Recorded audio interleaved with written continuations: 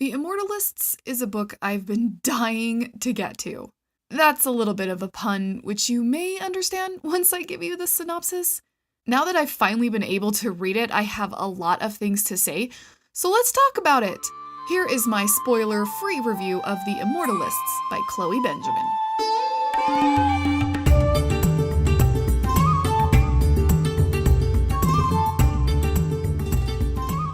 Here, welcome to me and my books. I've just finished The Immortalists by Chloe Benjamin, and as expected, I have a lot of thoughts and feelings. Before we dive into this thing, I do want to remind you that a link for the book can be found in the description/show notes of this podcast episode. There you will also find the linky link to my video explaining how I review books. I have my own personal point system. Feel free to check it out and modify it for your own reading purposes or to just better understand Kim, your host, if you feel like you don't hear or see enough of me. If you're listening on Anchor, you can find the show notes by clicking the link in the title. If you are listening on YouTube, all of the show notes will be in the description below. Otherwise, you can find all of these show notes and links and social media contact info and whatever else you may need or want from me at my website, mediastrange.com/kimherewithbooks. That is mediastrange.com/kimherewithbooks. All right, book people, let's get into this review. The Immortalists by Chloe Benjamin just came out, I believe, January 9th of this year, so it has not been out very long. I was incredibly intrigued by the premise of it and the idea behind it, and it just sounded good, so here we are. The Immortalists is the story of the four Gold siblings. When young, they visit a traveling psychic who's known to tell you the day you will die. She tells each of them the date of their death, and then we follow along with each sibling and learn about how the predictions, whether believed or not, affects how they go about their lives. Two of them flee New York to California. One's looking for love and finds the world of dance, and the other becomes a magician. One of the siblings turns to science and research, and while another becomes a doctor. Each have their own reasons for doing what they do, but how their choices affect the others weaves this story of destiny and beliefs and family bonds. Let me start this review by saying I liked the book fine. I enjoyed the idea of, do you believe the woman? Do you not believe the woman? And I liked that the idea and overall theme of the book urges you to kind of ask yourself how you would live your life if you knew the day it was going to end. And maybe I'm the only one who felt compelled to reflect on the lack of permanence in life and the doom of human mortality. But I like books that make me slightly uncomfortable because I have to, think and ponder. All that being said, I did find some issues with the characters in this book, mainly with the way they moved the story, in that the disconnection between them didn't work for me emotionally. And we'll get to that in a moment. Let's talk about the writing and style. The style and the writing of this book was good. I found it honest and a little raw sometimes, which I liked. It did lack a little in clarity. For example, I would have liked to hear each of their death dates more often, just to build that anticipation and to keep me from wondering about it and getting distracted from what was going on, because I was wondering about their day of death and trying to remember when each one was. It just wasn't mentioned enough for me, just for clarity purposes. It wasn't bad or lazy writing at all. I think it was a stylistic choice that left me personally a little distracted. I did, however, enjoy the honesty from the author. Chloe Benjamin has a nice way of defining things in a not flowery or too literary of a way, just in a clear, real way that I really liked. She has wonderful ideas and themes and is a solid storyteller. I'm definitely considering reading The Anatomy of Dreams, which is also by Chloe Benjamin. I liked her way of telling the story, the way it was chunked into parts and the way she spread out the timeline. The book also kept my attention really well. I definitely felt that drive to keep reading and to find out what was going to happen. It stayed in gear. It drove well, I guess, in terms of my attention and the urge to keep reading, which is good. The characters were my only real issue with the book. They could have been stronger in their quote-unquote reasons. I don't want to reveal any spoilers, so I won't give too many details, but I feel like one of them especially really ended up sort of out of character, and there wasn't enough of a journey to that for it to make sense to me, if that makes sense to you. Like, I feel like it didn't develop into this character's thinking. It just sort of happened for me. Like, I didn't feel like we were shown enough. I just felt like this character sort of escalated internally in a way that left me feeling out of the loop, I guess. I felt like I needed to be shown a little more of the volcano building pressure before blowing, if you need a metaphor, I guess. I don't know. There wasn't quite enough emotion from some of the characters and enough of a reason why. For example, I wanted to know why the oldest character cared so much about her younger siblings, even though she distanced herself from them purposefully, other than quote unquote their family. That just wasn't enough for me to make me understand why she cared. I either needed more guilt that she distanced herself on purpose, or I needed more of an emotional connection to make the separation matter. There wasn't enough of an emotional reason for the separation and the distance to matter. And the guilt she did have, I didn't quite understand it. I really feel like there was just too much of a disconnect between the two older siblings and the two younger ones. I needed to know why they cared for the others, and I never really got enough of a reason. There just wasn't enough of a why for me. Could totally just be me. But the whole their family thing isn't enough to make me understand why you care about them. And maybe that's because I feel like you shouldn't love your family out of obligation. You should love your family members because you love your family members and for reasons, not just because they're there. That's not a reason to love someone. So, okay, like I said, totally could be me. But that was an issue that just kind of kept gnawing at my brain as I was reading through this story. I did like the way the mom was present throughout each of the siblings' story. Their mother was a little bit of a connector between them all, which I was desperate for.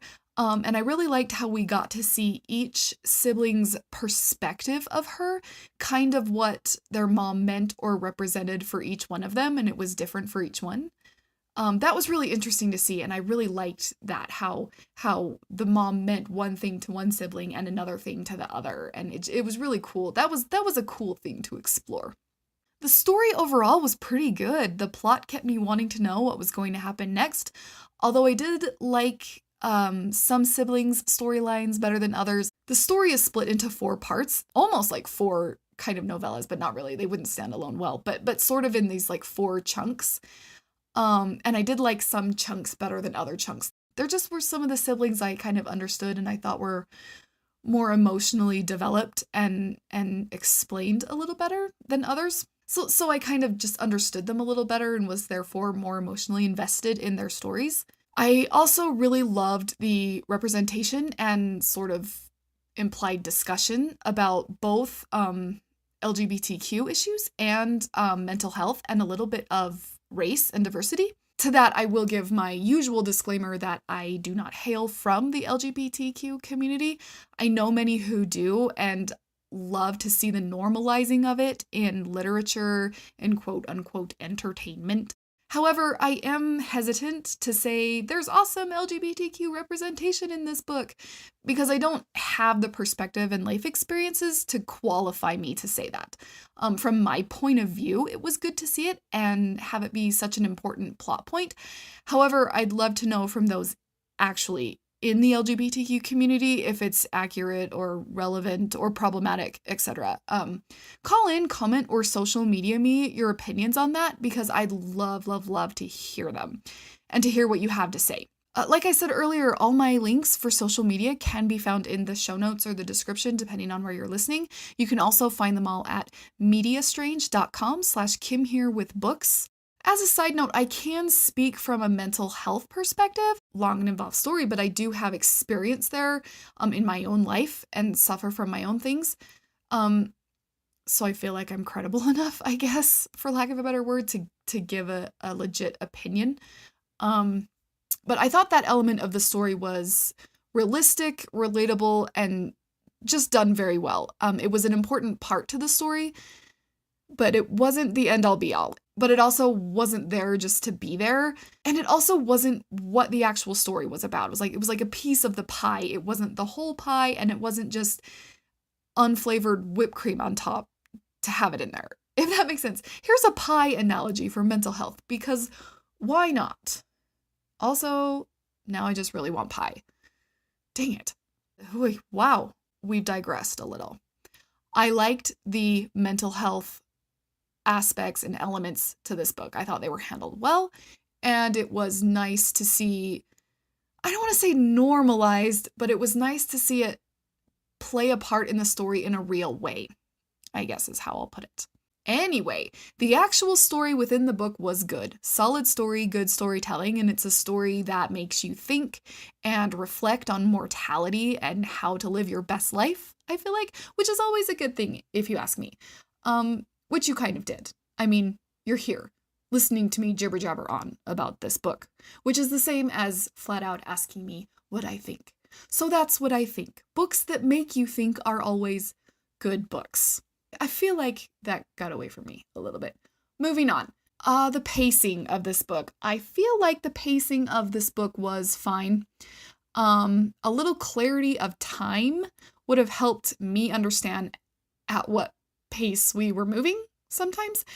By no means was it too slow or too fast or choppy or anything like that. It's just that all this stuff was happening, but since I rarely knew what year it was actually happening, I felt like when their death day arrived, it was almost sudden. Knowing just when we were would have given the story a little more clarity and maybe even some intensity for me. But like I said, it moved well.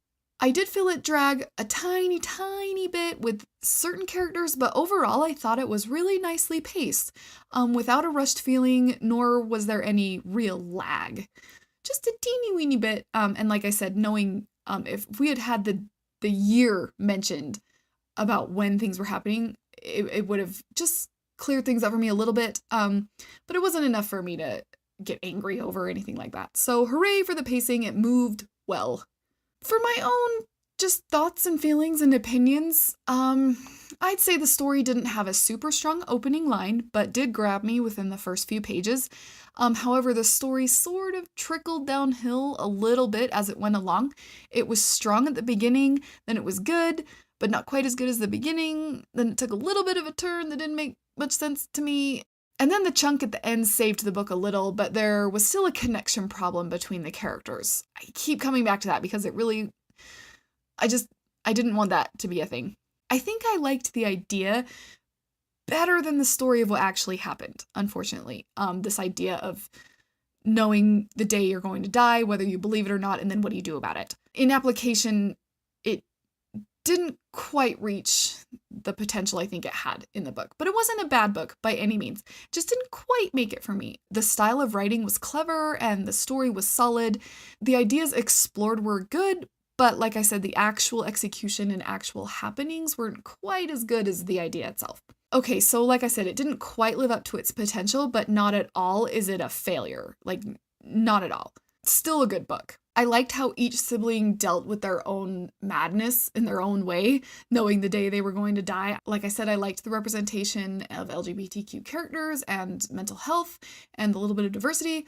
The characters were strong, some were stronger than others, although they were disconnected from each other to a degree. I liked the ending. I felt like I read a complete story and the end was satisfying and good. To sum up, pretty good story, disconnected characters, very interesting ideas explored. A 3, maybe 3.5 stars, if I were to give it stars on Goodreads. And thus concludes my review of The Immortalists by Chloe Benjamin. Call in, comment, or social media me if you'd like to discuss the book further. Like I said, there's a link available in the show notes if you'd like to grab a copy of the book for your own personal library. If you're listening on Anchor, just clickety-click the link in the title. If you're on YouTube, all links are in the description below. Otherwise, you can find me at mediastrange.com/KimHereWithBooks. That's mediastrange, mediastrange.com/KimHereWithBooks. That's gonna do it for me, my book buddies. Until next time, read on.